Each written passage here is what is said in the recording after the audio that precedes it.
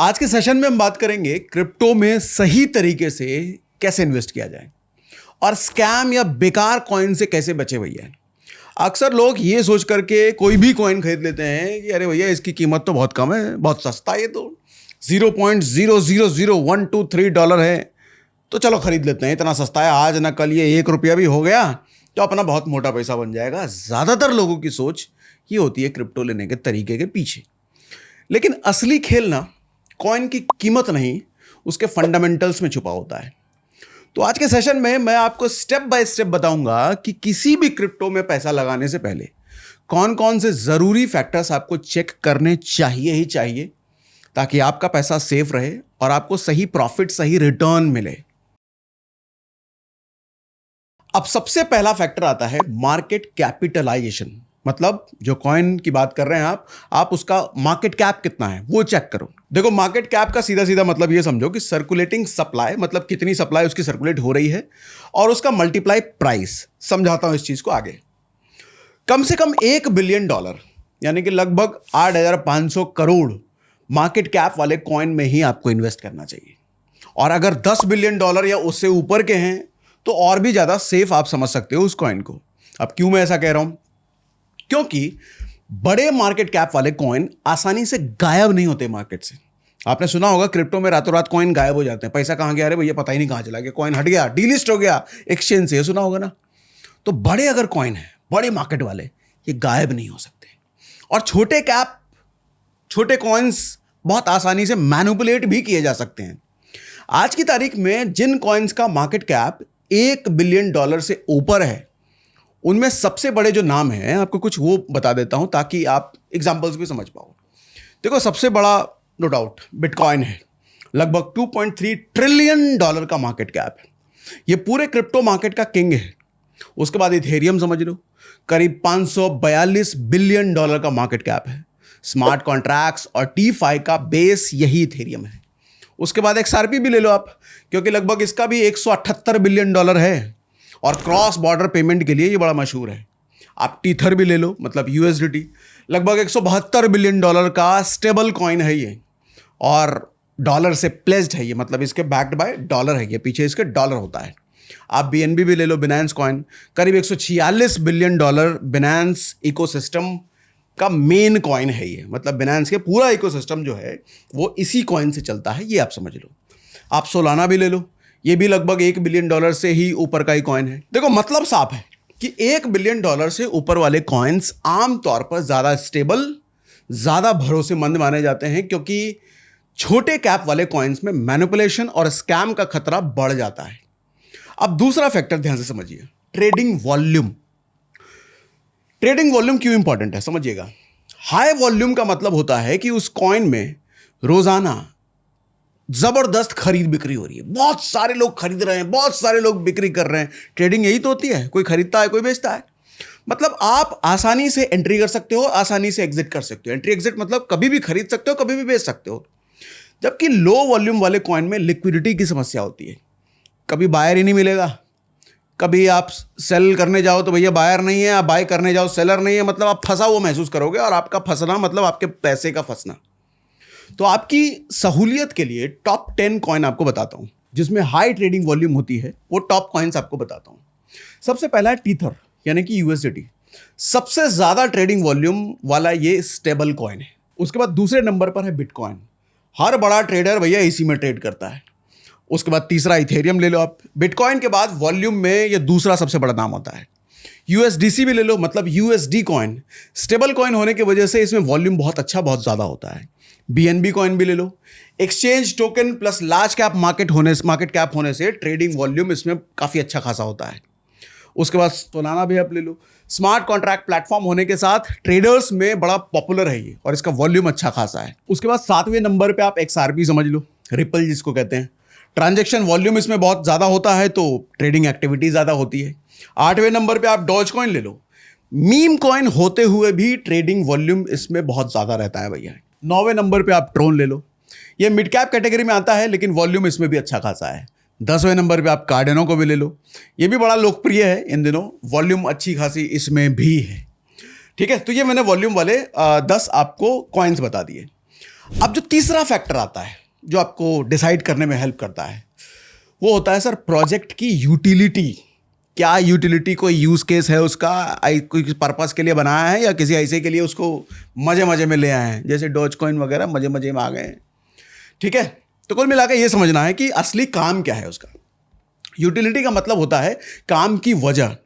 किसी भी crypto currency का असली सवाल ये है कि ये कॉइन दुनिया में कौन सी प्रॉब्लम को सॉल्व कर रहा है।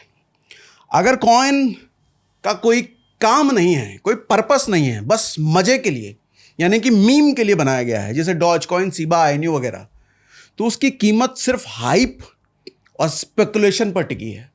मतलब हाइप, सोशल मीडिया बात होगी चारों तरफ, कोई ट्वीट कर देगा, किसी टेलीग्राम ग्रुप में बड़ खूब बातें होंगी, बस ये फैक्टर्स के बेस पे वो बढ़ता और गिरता है। लेकिन अगर कॉइन किसी असली काम में यूज हो रहा है तो उसकी डिमांड नेचुरली बनी रहती है। क्यों जरूरी है यूटिलिटी? देखो, रियल डिमांड ये बनाता है यूटिलिटी।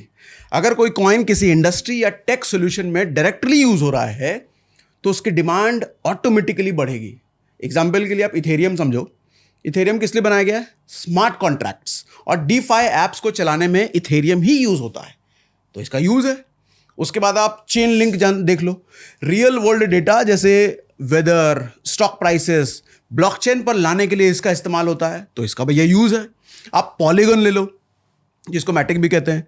इथेरियम ट्रांजैक्शन को फास्ट और चीप, मतलब सस्ता बनाने के लिए इसका इस्तेमाल होता है, मतलब इसका भी यूज केस है। इसका मतलब यूज केस अगर है तो सर्वाइवल के चांसेस बढ़ा देता है उस कॉइन के। मीम कॉइन्स या बिना यूज केस वाले कॉइन अक्सर कुछ सालों में आप देखो वैनिश हो जाते हैं, खत्म हो जाते हैं, एक्सचेंज से ही गायब हो जाएंगे। लेकिन जिनका यूटिलिटी स्ट्रांग है वो लंबे समय तक टिकते हैं, या यूं कहें कि हमेशा टिकने वाले हैं, क्योंकि उनका यूज है। उसके बाद इन्वेस्टर का कॉन्फिडेंस भी बढ़ाता है अगर यूज केस है, अगर यूटिलिटी है। जब प्रोजेक्ट का क्लियर यूज केस होता है ना, तो बड़े बड़े इन्वेस्टर्स, बड़ी बड़ी कंपनियां और गवर्नमेंट भी उस पर भरोसा करती है, और यही ट्रस्ट कॉइन की प्राइस को स्टेबल करता है।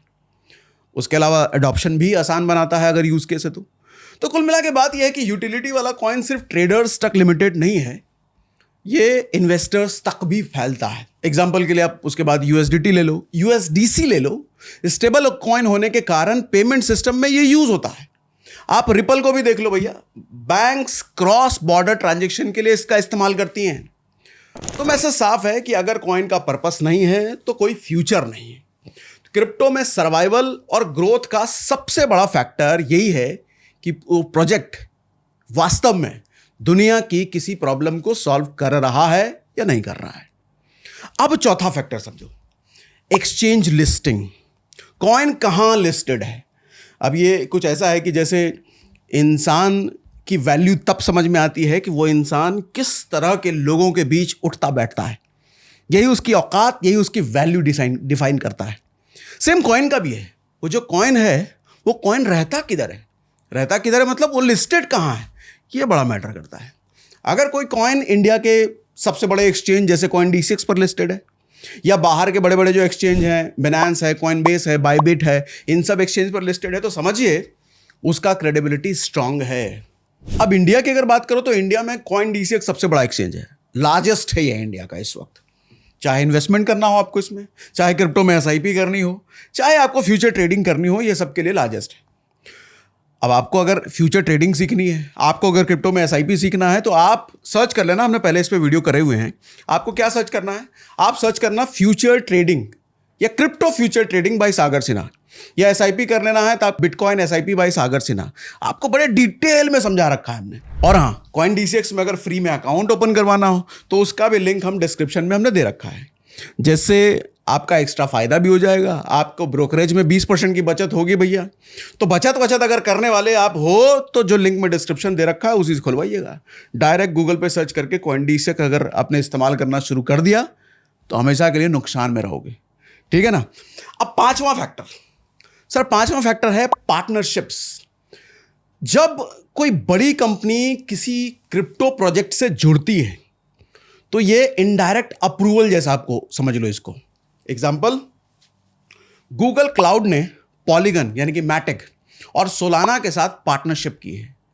अब इसका मतलब ये है कि ये प्रोजेक्ट्स केवल हाइप की वजह से नहीं बढ़ेंगे, बल्कि इसका रियल वर्ल्ड में यूज हो रहा है। गूगल जैसी कंपनी इसके साथ कोलैबोरेट कर रही है। दूसरा एग्जांपल आप ले लो रिपल का, XRP का। इसने ग्लोबल बैंक से टाई अप किया है क्रॉस बॉर्डर पेमेंट्स के लिए। है कितनी बड़ी बात है। पॉलीगन का आप एग्जांपल ले लो, जैसे पॉलीगन की मैंने बात की, गूगल क्लाउड, रेडिट, मेटा मतलब इंस्टाग्राम, NFT, इन सब में यूज हो रहा है, इन सब से इनका कोलैबोरेशन है। तो भैया कितनी बड़ी बात है। तो अब इनके प्राइसेस अगर बढ़ते हैं, इनकी स्टेबिलिटी अगर बढ़ती है, तो रीजन है ना, पार्टनरशिप देखो ना इनका किनके साथ है।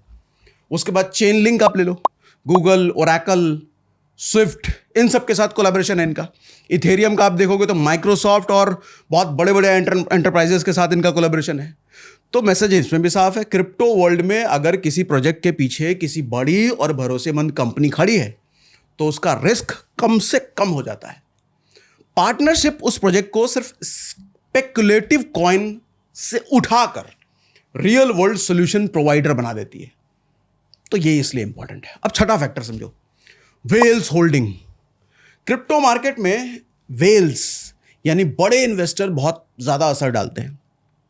अगर किसी कॉइन के 90% टोकन सिर्फ फाउंडर्स या कुछ वेल्स के पास हैं तो वो कभी भी डंप करके प्राइस को क्रैश करा सकते हैं। लेकिन अगर होल्डिंग ज्यादा लोगों में डिस्ट्रीब्यूटेड है तो वो मार्केट में स्टेबल रहेगा। अब वेल होल्डिंग होता क्या है, मतलब क्या है इसका? देखो सर, वेल्स वो लोग या फिर वो ग्रुप ऑफ कंपनीज या वो कंपनीज होती हैं जिनके पास किसी कॉइन का सबसे बड़ा हिस्सा होता है। एग्जाम्पल के लिए आप समझो, अगर किसी प्रोजेक्ट के टोटल सप्लाई का 40 से 50% सिर्फ 2-3 वॉलेट्स में है, वॉलेट्स मतलब यहां क्रिप्टो वॉलेट में होते हैं, मतलब 2-3 बड़े इंसान के पास है या 2-3 बड़ी कंपनी के पास है, तो वो वॉलेट वेल्स कहलाते हैं। वेल्स मतलब बड़ी मछली। तो ये वेल्स कभी भी बड़े लेवल पर बाय सेल करके मार्केट को हिला सकते हैं। मतलब इनका काम मार्केट को हिलाना यूं है क्योंकि सबसे बड़ा हिस्सा तो यही होल्ड कर रहे हैं। अगर वेल्स ने एक साथ बेच दिया तो प्राइस अचानक क्रैश होगा, जिससे होगा क्या, रिटेल इन्वेस्टर यानी कि हम और आप जैसे लोगों को भारी नुकसान होगा। या हम तो लेकर के ये उम्मीद में बैठे हैं कि ये बढ़ेगा बढ़ेगा बढ़ेगा, लेकिन कोई वेल्स जिसके पास 80% होल्डिंग है उसने बेच दिया, प्राइस गिर गया, क्रैश हो गया, तो हमारा आपका पैसा डूब गया ना। इसीलिए वेल्स होल्डिंग चेक जरूर करो। कैसे चेक करें, कहां जाएं चेक करने के लिए, बता देता हूं, सब बताता हूं। देखो वैसे तो इसको कई तरीके हैं, बट 2 मैं आपको बता देता हूं, बाकी आप एक्सप्लोर करना। कॉइन मार्केट कैप वेबसाइट है, वहां जाओ, या फिर कॉइन गेको पर जाओ। कॉइन मार्केट कैप पर आप कॉइन खोलो, एक्सप्लोरर सेक्शन में जाना, वहां मिलेगा आपको ब्लॉकचेन एक्सप्लोरर का लिंक। एग्जाम्पल के लिए अगर इथेरियम की बात कर लें तो ETH खोल लेना, एथर स्कैन लिंक मिलेगा आपको। वहां डिस्ट्रीब्यूशन आप देख सकते हो, भैया डिस्ट्रीब्यूशन कहां कहां है, किन किन लोगों के पास है। कुछ कॉइन्स में होल्डिंग यानी कि डिस्ट्रीब्यूशन का टैब भी होता है, तो आप वहां पर जाकर और डिटेल में इसको समझ सकते हो। अब ब्लॉकचेन एक्सप्लोरर की बात करो तो हर ब्लॉकचेन का खुद का एक्सप्लोरर होता है जहां आप टॉप वॉलेट्स देख सकते हो। अब जैसे बिटकॉइन के लिए blockchain.com है, इसके एक्सप्लोरर पे जाके चेक करो आप। इथेरियम के लिए etherscan.io है, BNB चेन के लिए bscscan.com है, सोलाना के लिए solscan.io है। इनके एक्सप्लोरर में जाओ, टॉप होल्डर्स देखो, या रिच लिस्ट सेक्शन में आप इनकी पूरी डिटेल देख सकते हो।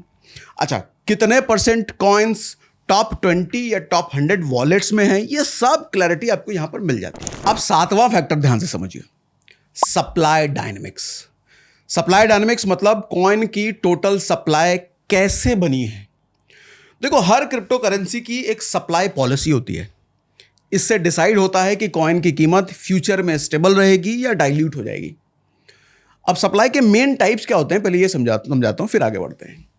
एक तो फिक्स्ड सप्लाई होता है यानी कि क्रैप्ड।